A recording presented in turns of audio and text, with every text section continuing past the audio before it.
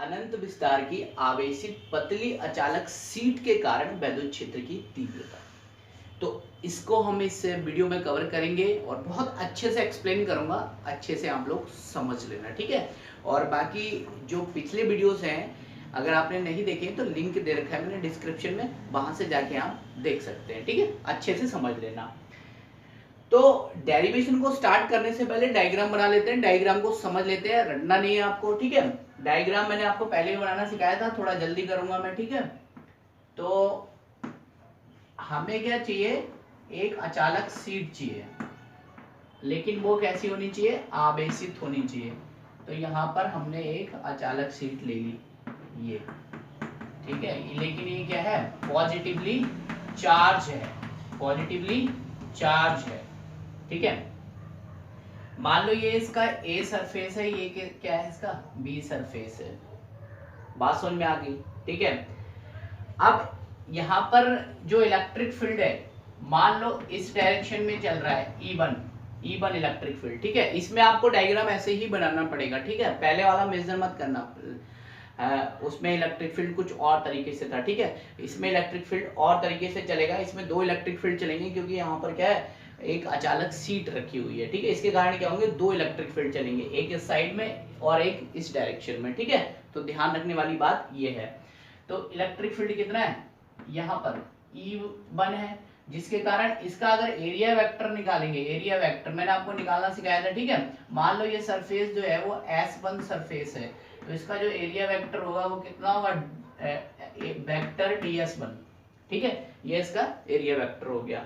ऐसे सेम अगर इसकी बात करें तो यहाँ पर इसका जो इलेक्ट्रिक फील्ड है वो है वेक्टर E2, और इसका अगर एरिया वेक्टर की बात करें तो ये कितना हो जाएगा, वेक्टर ds2, ठीक है। मान लो ये सरफेस जो है वो S2 सरफेस है। अब देखिए यहाँ पर जो ध्यान देने वाली बात है वो ये है कि जो इलेक्ट्रिक फील्ड है यहाँ पर E1 वो बिल्कुल इक्वल है E2 के, यानी जितना इलेक्ट्रिक फील्ड यहाँ पर अप्लाई हो रहा है उतना ही इलेक्ट्रिक फील्ड यहाँ पर भी अप्लाई हो रहा है। इस बात को यहाँ पर मेजर करके दिमाग में रखना है।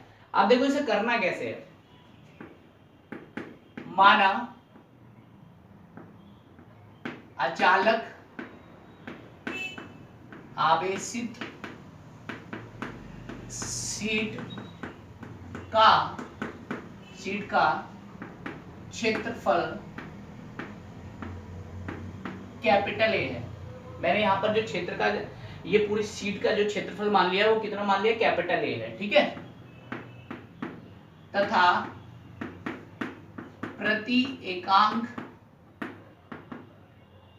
क्षेत्रफल पर आवेश सिग्मा है, कितना है, सिग्मा। देखो सिग्मा का साइन ऐसा होता है, ठीक है। मैं यहां लिख देता हूं, सिग्मा है, यहां पर ऐसे कैरी करना है हमको। और बाकी थोड़ी बहुत थ्योरी आप लिख लेना कि एक सरफेस ये है, एक सरफेस ये है, एरिया वेक्टर ले रखा है, ये आप लोग अपने आप कर लेना, क्योंकि अगर मैं यहाँ पर करूंगा तो बहुत ज्यादा लेंथी हो जाएगा। मैं डायरेक्ट यहाँ पर डेरिवेशन करता हूँ, ठीक है। पूरी अचालक सीट पर, यहां पर आप पृष्ठ भी लिख सकते हो, ठीक है। पूरी अचालक सीट पर कुल आवेश, अब यहां पर देखो कुल आवेश कितना, Q बराबर सिग्मा ए ध्यान रखना, ठीक है। इसको बोलेंगे हम लोग समीकरण नंबर 1, इसको मैंने समीकरण नंबर 1 कह दिया। इसका आगे हम यहाँ पर यूज करने वाले हैं। अब यहाँ पर वैसे ही हम सेम करेंगे जैसे हमने पिछले डेरिवेशन में किया था। हमने क्या किया था, ये जो वृत्त था, ये वाला वृत्त, इसका हमने अलग निकाला था फ्लक्स, और इसका फ्लक्स हमने अलग निकाला था, ठीक है। अच्छा एक चीज और मेंशन कर लेते हैं, यहाँ पर ये वाली जो सरफेस है ये रह गई है ना, तो इसको क्या देते हैं, S3। तो यहाँ पर जो एरिया वेक्टर होगा वो कैसा होगा, ds3, यहाँ पर जाएगा ना एरिया वेक्टर, ठीक है। और इलेक्ट्रिक फील्ड कैसा चल रहा है, यहाँ पर ऐसे चल रहा है यहाँ पर, ठीक है, ये वाला। अब यहाँ पर देखो, पहली चीज, पहले रिंग की बात करते हैं, पृष्ठ ए की बात करते हैं, ठीक है। चलो पहले बी की बात कर लेते हैं, S1 की, ठीक है। तो यहाँ पर देखो मैं लिख रहा हूं, पृष्ठ S1 में E1 के बीच का कोण कितना होगा? अच्छा गौर से देखो, E1 इस साइड में है, एरिया वेक्टर भी इस साइड में जा रहा है, तो एंगल कितना है? 0। कितना एंगल? 0। तो यहां पर लिख रहा हूं मैं कि S1 से होकर गुजरने वाला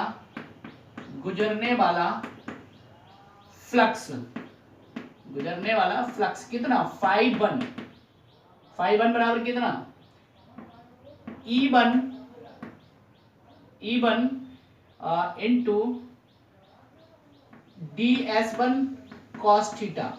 ठीक है, इसको थोड़ा देख लेना यहां पर। अब देखो φ1 की अगर बात करें तो φ1 कितना आएगा? E1 तो E1 ही रहेगा यहां पर, और ds1 इतना ही रखते हैं इसे। उसके बाद यहां पर एक बात मेजर करो, यहां पर देखो cos थीटा है ना, cos थीटा, तो हमें क्या रखना है यहां पर? cos 0। तो cos 0 की वैल्यू कितनी? cos 0 की वैल्यू कितनी यहां पर 1 हो जाएगी, है ना।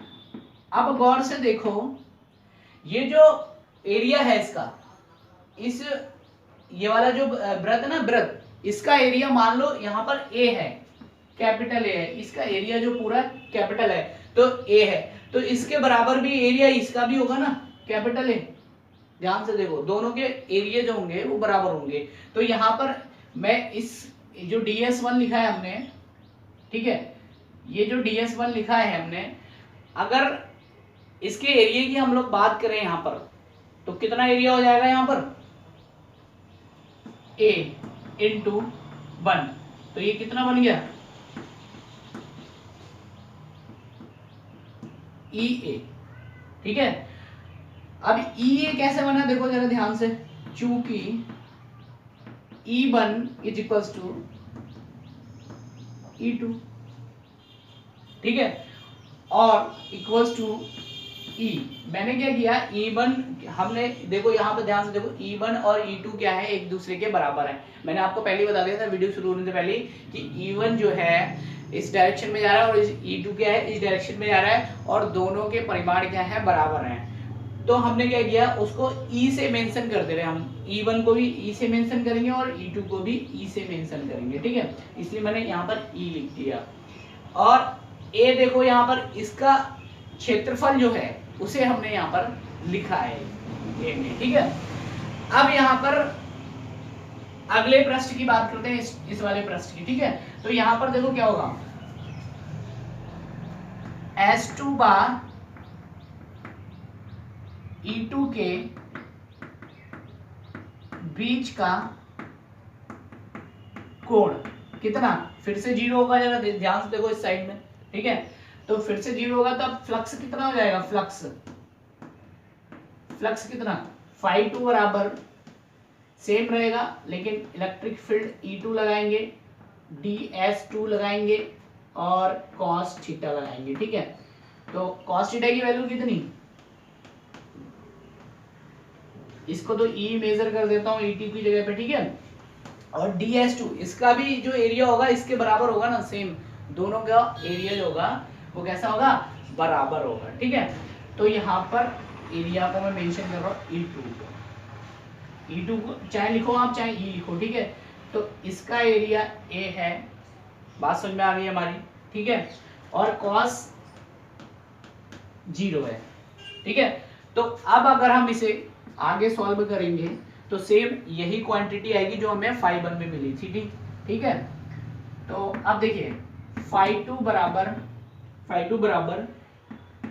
EA, खाली EA मिलेगी, है ना। तो EA हमने यहाँ पर मेंशन कर ली, यानी φ2 की वैल्यू यहाँ पर निकल कर सामने आ गई है। अब बात रहेगी तीसरी सरफेस की, S3 सरफेस की, ठीक है, इसका अब निकालेंगे यहाँ पर। तो यहाँ पर देखो S3 बा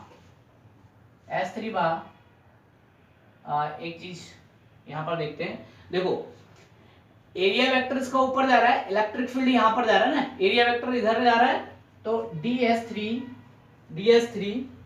ठीक है। अब यहाँ पर देखो ds3 यहाँ पर जा रहा है ना, तो ds3 बा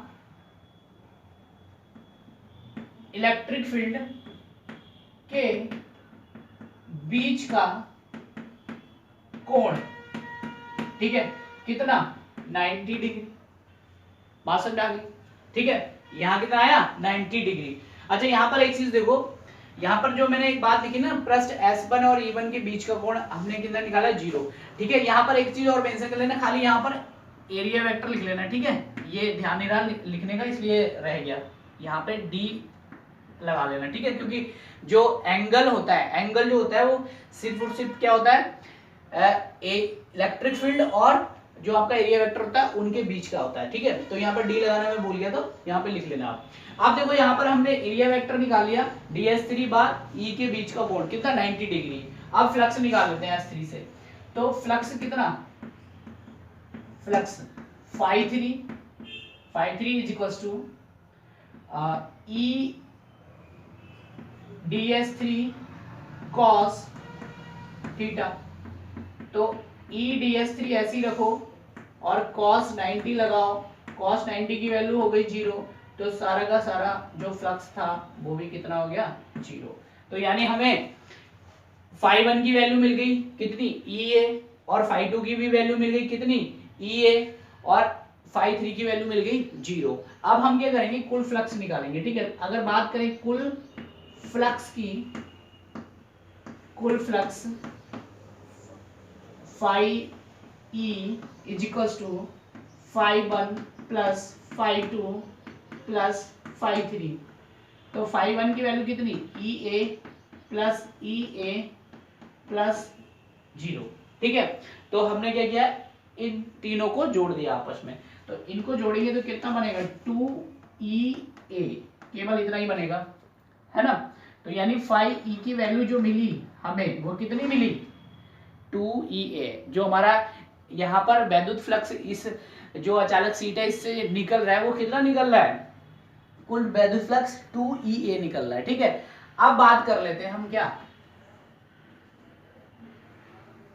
कुल फ्लक्स निकल गया, अब हमें क्या करना है, इस फ्लक्स को उठा के गाउस की प्रमेय में रखना है, ठीक है। तो सिंपल सा फंडा है, गाउस की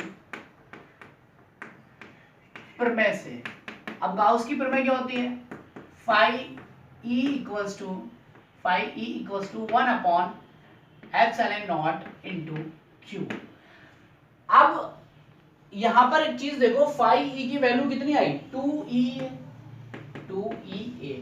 कितनी आई, और कितना दिया 1 अपॉन एप्सिलॉन नॉट इनटू, अच्छा Q की वैल्यू जो थी हम पहले भी निकाल चुके थे, कितनी, समीकरण नंबर जो 1 बनाया था हमने उसमें कितनी निकाली थी, सिग्मा A निकाली थी, कितनी निकाली थी सिग्मा A। यहाँ पे लिख देते हैं because Q is equal to sigma A, यहाँ पे लिख देते हैं, मेंशन कर देते हैं ताकि याद रहे, ठीक है। हमें इलेक्ट्रिक फील्ड की वैल्यू निकालनी ना, तो E is equal to 1 upon 2 epsilon naught, और A भी आ जाएगा नीचे इनटू सिग्मा A। तो A से A कैंसिल हो गया, तो बचा कितना E बराबर वेक्टर E इक्वल्स टू 1 की जगह पे एक काम करते हैं, सिग्मा की 1 से मल्टीप्लाई होगी तो सिग्मा ही आ जाएगा, ठीक है, सिग्मा अपॉन 2 एप्सिलॉन नॉट। तो ये जो क्वांटिटी आई निकल कर, ये क्वांटिटी जो है वो है वैद्युत क्षेत्र की तीव्रता, यानी E बराबर सिग्मा अपॉन 2 एप्सिलॉन